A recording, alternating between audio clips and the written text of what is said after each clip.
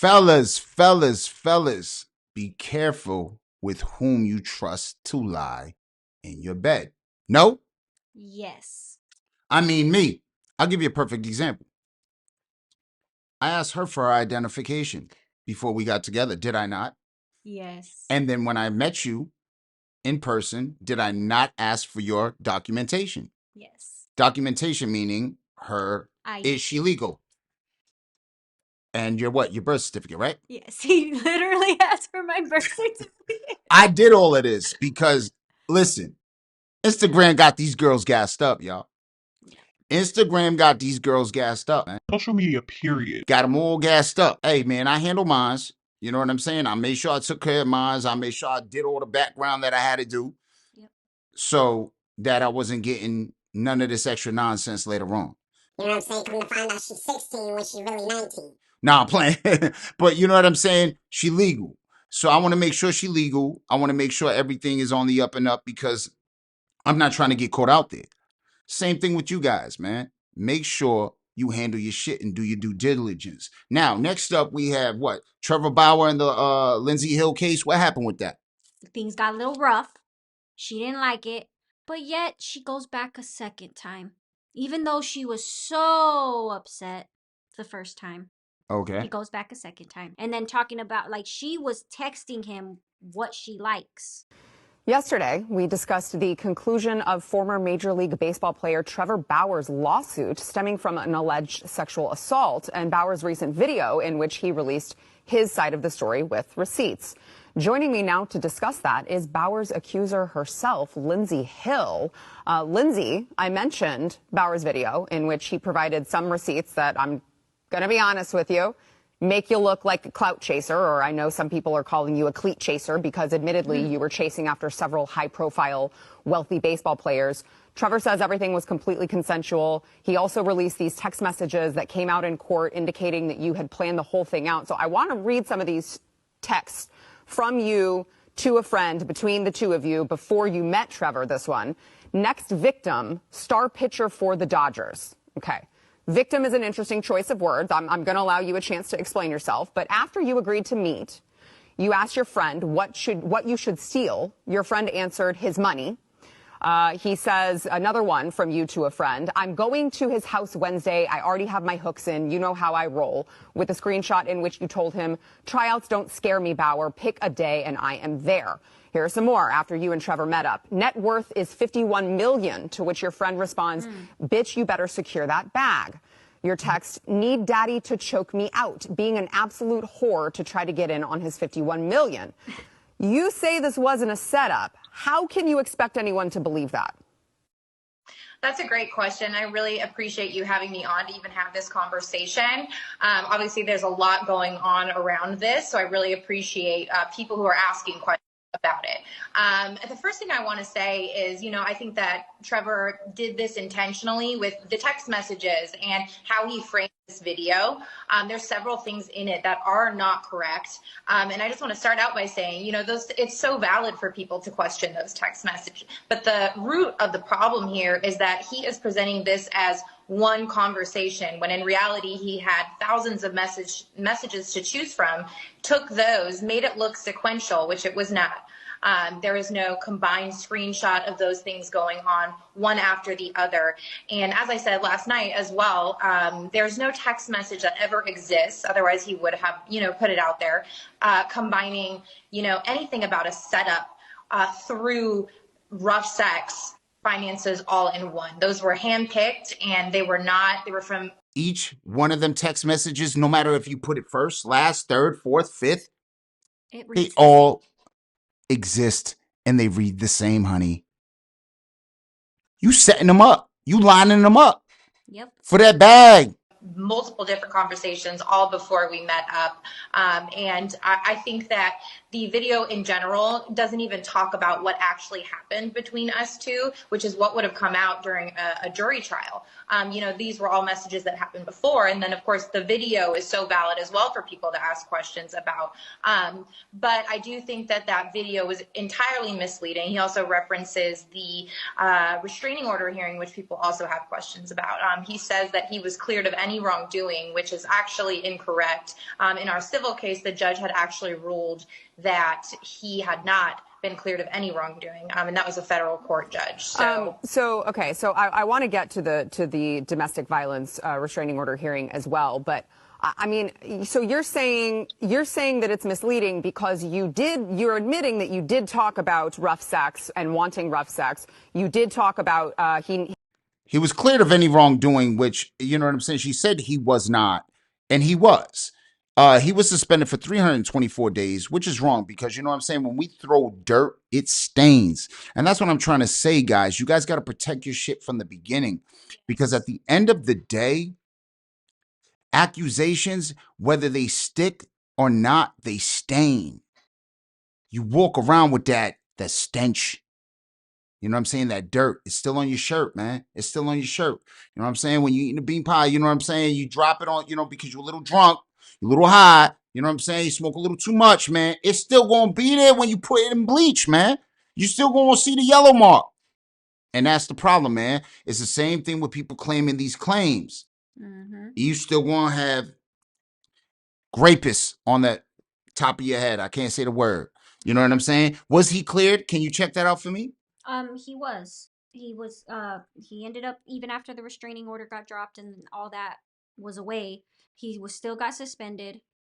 But that's when he ended up going and suing her for defamation. But he was cleared. Mm-hmm. Okay, so let's make it clear. He was cleared. Let's go. him needing to choke you out. You did talk about stealing his money, but it's misleading because he put them together in the same video as if you had said it in the same conversation when in fact it was separate conversations, correct? That's why it's misleading? Correct. And as well as not showing, the messages that occurred after where it discusses it strictly in the term of, being a baseball wife or something like that. Or something like that. Okay. I'm just curious if you know, like, the statistical likelihood of you texting your friend premeditated texts saying you wanted him to choke you out and steal his money, take his money, and him actually choking you out, and those two things not being related. It's a really, really valid question. And like I said, I think you would need to look through each conversation. Those were handpicked. But I can, like I said last night, completely own the fact that those were overly sarcastic, overly inappropriate to some may seem. And it does give off that impression about clout chaser and totally attention-seeking behavior. But I just feel that they have, nothing to do with what actually took place. But it does cause a lot of questions as to why I was, seeking Trevor out. But at the end of the day, there was nothing about a setup with violence and all of this stuff and getting financial gain. It was strictly, a 25 or however old I was at the time, girl trying to get attention from those things and phrasing it in a sarcastic way. She claims that this has nothing to do with money. They countersued each other, did all of that stuff. When she gave up is when she got a what? How much lawsuit was it that she got? She ended up getting from her insurance $300,000. So she got $300,000 from her insurance, and that's when she stopped.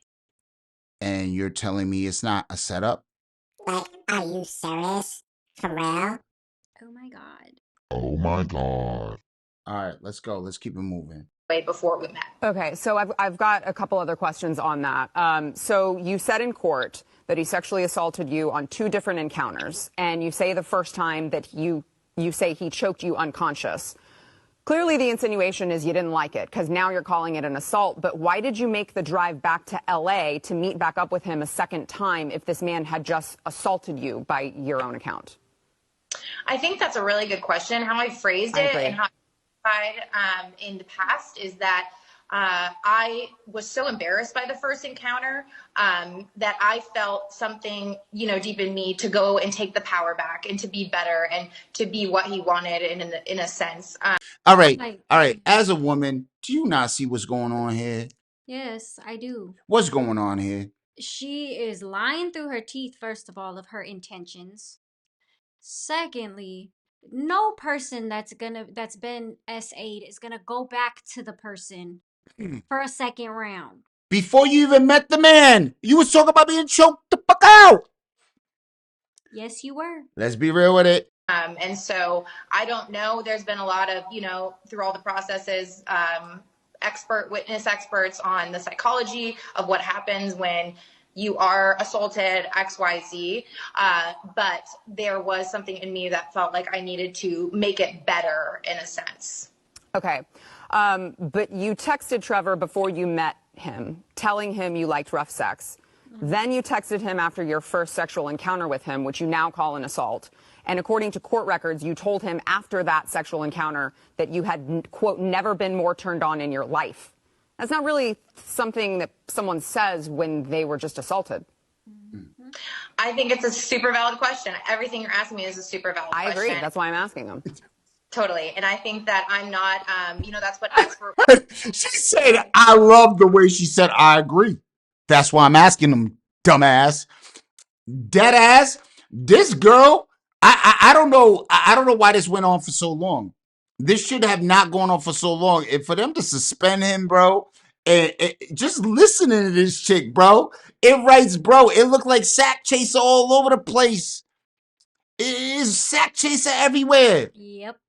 Nuts right here. Bro, she a sack chaser. Sack chaser, bro. Put him right there. That's where she want him.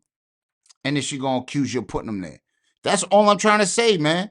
Tell me what she is. What do women think about women like this? Or y'all united? Don't like women like this because they sit there and they want to sit there and accuse men of doing this shit, and us real ones who actually been through it look like stupid fools. Got you.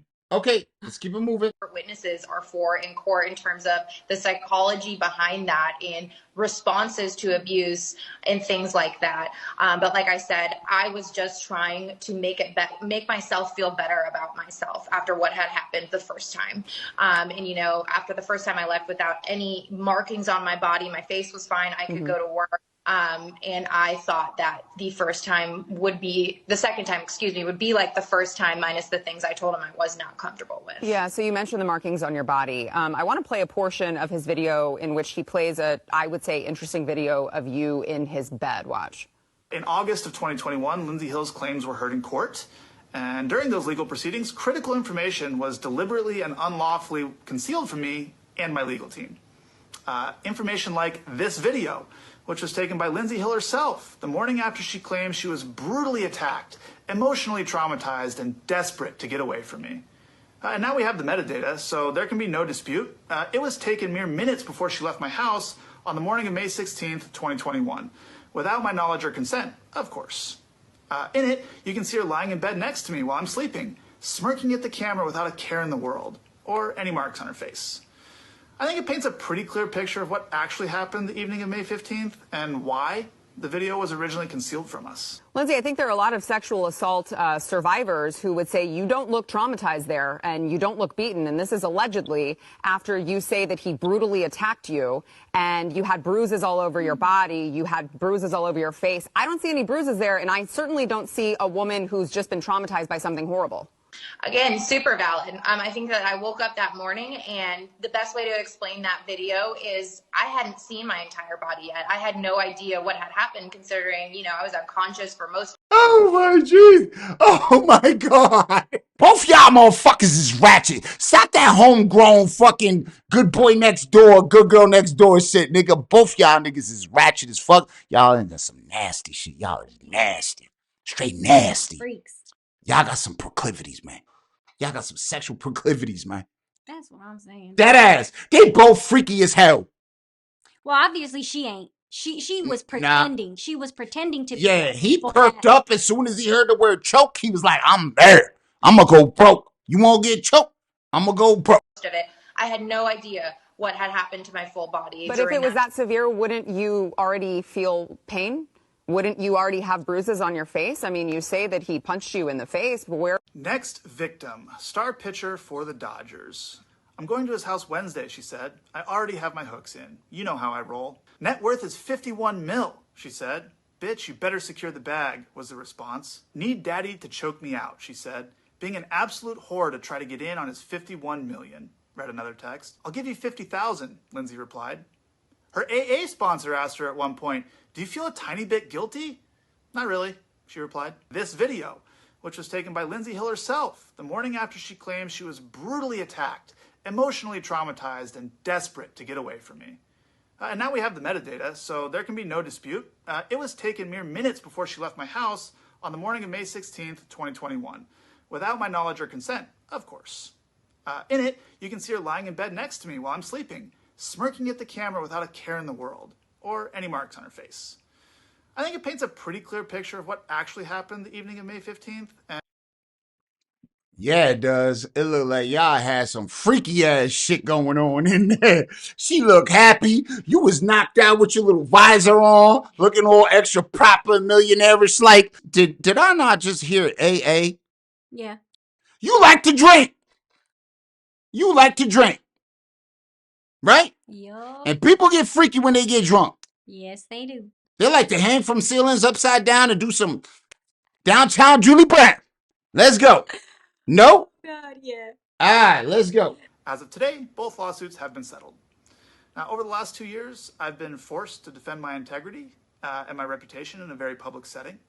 But hopefully this is the last time I have to do so, as I'd prefer to just remain focused on doing my job, winning baseball games and entertaining fans around the world. So today, I'm happy to be moving on with my life. Okay. Can we not say he was thinking with his little head more than his big head? Yeah. Bro, and this is unfortunate. I ain't gonna lie. You know, I'm gonna crack on him. He was just into some booty. He was into some freaky tie up, do a lot of weird shit type shit, which is fine, man. I'm into some freaky shit too, man. I'm into some freaky shit too. I like to rub my fingers through her hair while she sleep. I'm into that freaky shit. I'm into that shit. And when she wake up, I like to wipe the crust right out her eye and then smear it down on her lip. That's the shit I'm into. But bro, no matter what freaky shit you into, man, be careful which whom you allow in your bed. You got anything to say? Or did I cover it all up? I was gonna say this reminds me of how the beginning of our relationship began. How the Because everybody was telling you and warning you that I'm a gold digger. Oh yeah. They did say that. That's why. Hey, I did a background, man. I ain't playing no games. I did background checks. This is why I delete text messages. Run it, fool. Don't matter. I got those too. She just don't know. I'm just kidding. I ain't into that. I really love you. That being said, put it in the comments. What do y'all think?